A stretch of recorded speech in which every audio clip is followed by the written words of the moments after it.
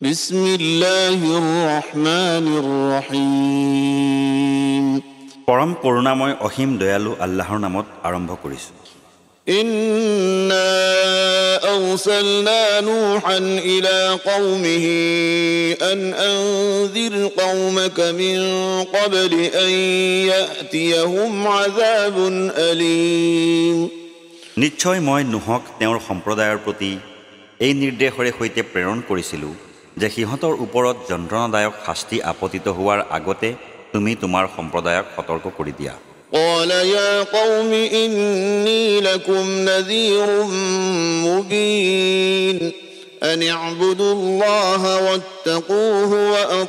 وأطيعون তেওঁৰ সম্প্ৰদায়ক ক'লে হে মোৰ সম্প্ৰদায় মই তোমালোকৰ বাবে এজন স্পষ্ট সতৰ্ককাৰী এই বিষয়ে যে তোমালোকে আল্লাহৰ ইবাদত কৰা তেওঁক ভয় কৰা আৰু মোৰ আনুগত্য কৰা يغفر لكم من ذنوبكم ويؤخركم إلى أجل مسمى إن أجل الله إذا جاء لا يؤخر لو كنتم تعلمون তেওঁ তোমালোকৰ পাপসমূহ ক্ষমা কৰি দিব আৰু তোমালোকক এটা নিৰ্দিষ্ট সময়লৈকে অৱকাশ দিব নিশ্চয় আল্লাহৰ নিৰ্ধাৰিত সময় উপস্থিত হলে আৰু অৱকাশ দিয়া নহয় যদি তোমালোকে হেয়া জানিলাহেঁতেন قال رب إني دعوت قومي ليلا ونهارا فلم يزدهم دعائي إلا فرارا তেওঁ ক'লে হে মোৰ প্ৰতিপালক মই মোৰ সম্প্ৰদায়ক দিনে নিশাই সত্যৰ ফালে দাৱাত দিছোঁ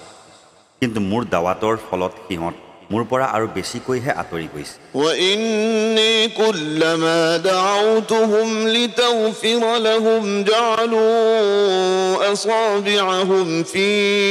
آذانهم واستغشوا ثيابهم وأسروا واستكبروا استكبارا আৰু যেতিয়াই মই সিহঁতক দাৱাত দিছোঁ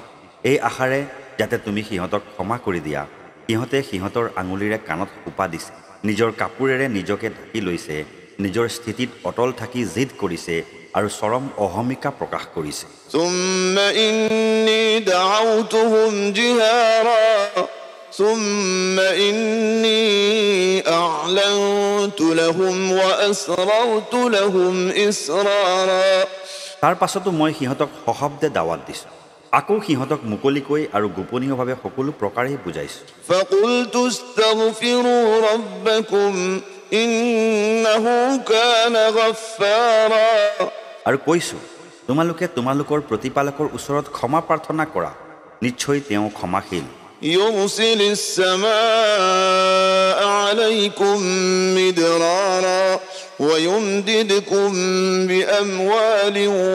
وبنين ويجعل لكم جنات ويجعل لكم أنهارا তেওঁ আকাশৰ পৰা তোমালোকৰ ওপৰত প্ৰচুৰ বৰষুণ বৰ্ষণ কৰিব তোমালোকক ধন সম্পদ আৰু সন্তান সন্ততিত উন্নতি দান কৰিব তোমালোকৰ বাবে উদ্যান স্থাপন কৰিব আৰু নদ নদী প্ৰবাহিত কৰিব ما لكم لا ترجون لله وقارا তোমালোকৰ কি নহল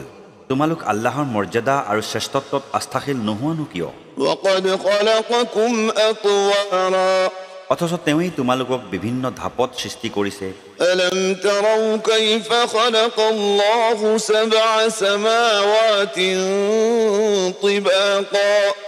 وجعل القمر فيهن نورا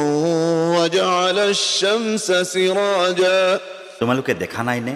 আল্লাহে কেনেকৈ স্তৰে স্তৰে 7খন আকাশ সৃষ্টি কৰিছে আৰু তাত চন্দ্ৰক পোহৰ ৰূপে আৰু সূৰ্যক প্ৰদীপ ৰূপে স্থাপন কৰিছে والله أنبتكم من الأرض نباتا ثم يعيدكم فيها ويخرجكم إخراجا আৰু আল্লাহে তোমালোকক ভূমিৰ পৰা সঠিকভাৱে উদ্ভূত কৰিছে তাৰ পাছত তেওঁ তোমালোকক পুনৰ তালৈয়ে উভতাই নিব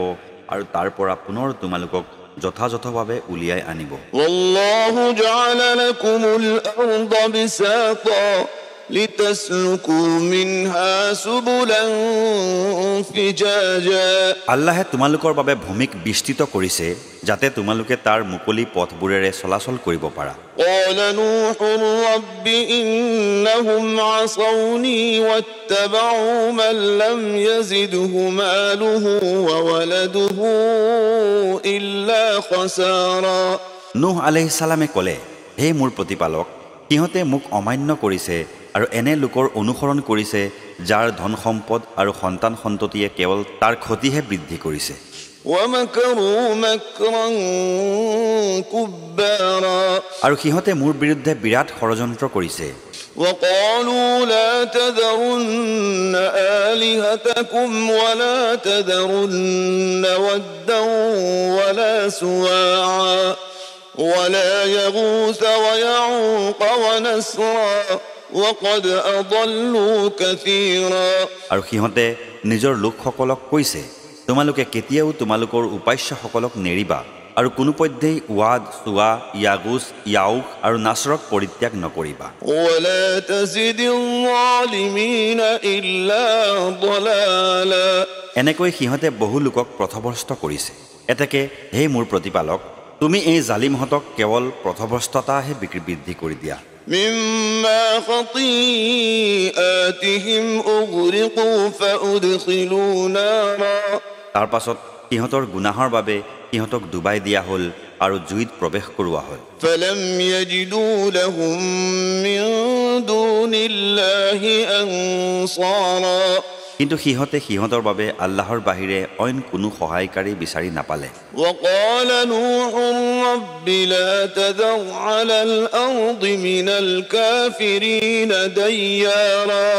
নুহ আলাইহিস সালামে ক'লে হে মোৰ প্ৰতিপালক তুমি পৃথিৱীত কাফিৰৰ বসতি থকা এটা ঘৰো এৰি নিদিবা إنك إن